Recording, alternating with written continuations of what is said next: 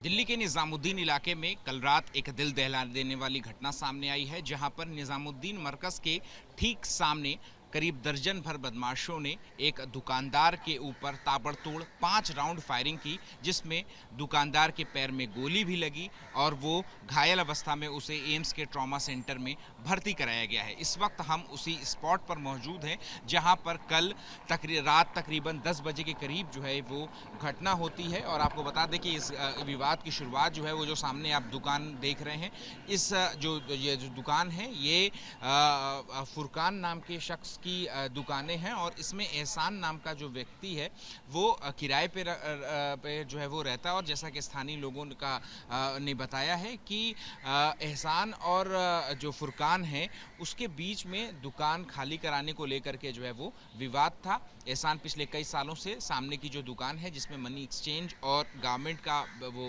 की दुकान जो है वो चलाता था, लेकिन फुरकान ने उसे दुकान खाली कराने के लिए कहा था और इसी के को लेकर के दोनों के बीच जो है वो विवाद की शक्ल जो है वो थी। कल रात जब फुरकान यहाँ पर अपनी जो दुकान है वहाँ पर बैठा हुआ था, तो जैसा कि स्थानीय लोग बता रहे हैं कि जो किराएदार है वो तकरीबन दर्जन भर बदमाशों के साथ आता है और फिर ताबड़तोड़ फायरिंग जो है वो करने लगता है। और आपको बता दें कि 5 राउंड फायरिंग जो है वो से पूरे इलाके में दहशत की स्थिति जो है वो बन गई। आपको ये चौक के निशान जो है वो दिखाई दे रहे होंगे जो कि पुलिस की ओर से बनाए गए हैं। यहाँ पर जो खोखे हैं वो यहाँ से पुलिस ने बरामद कर लिए हैं। इसके अलावा सामने की ओर जो सीसीटीवी कैमरा और आसपास के इलाकों में जो सीसीटीवी कैमरा लगे हुए हैं उनके जो फुटेज है उनको भी पुलिस की ओर से चेक किया जा रहा है। लेकिन कहीं ना कहीं एक लॉ एंड ऑर्डर पर एक बड़ा सवालिया निशान जो है वो इस घटना ने लगा दिया है, क्योंकि सामने की तरफ अगर आप देखें तो